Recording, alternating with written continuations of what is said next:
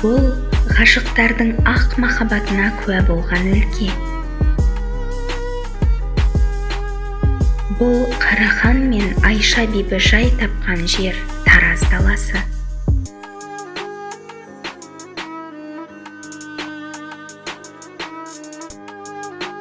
Мен бүгін сіздерді осы Тараз жеріндегі көне сәулет өнерінің ғажайып туындыларымен таныстырсам деймін.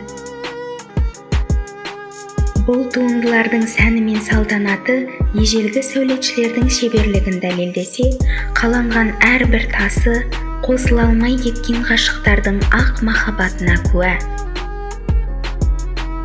Бұл Қарахан мен Айша бибі кесенелері.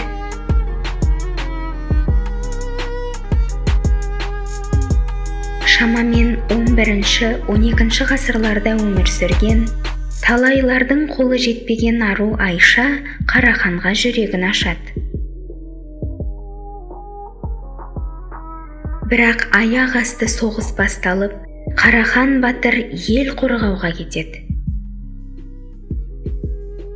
Ғашығын күте-күте шаршаған Айша бір күні қасындағы күтушісімен бірге Қараханға бармақ болып жолға шығады. Қарахан шайқасып жатқан жерге жақындағанда, Айша шаңнан тазарып, салқындап алмақ болып суға түседі. Судан шыққан соң, сәл демалып алуға жантайған кезде, аруды жылан шағып алады. Өлім аузында жатқан сұлу Қараханға дереу хабар жібереді. Хабар ала салысымен алып ұшып жеткен хан ғашығының өлі денесін табады. Өлі болса да қалыңдығымен некесін қияды. Сөйтіп, Айша өлген соң бибі атанады.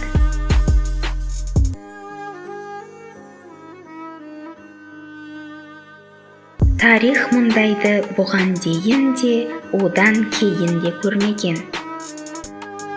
Қарахан құшағына ала алмай кеткен бибісі Айшаға арнап күмбез тұрғызады. Сол күмбез әлі күнге дейін ғашықтардың ақ махаббаты туралы сыр шертіп тұр.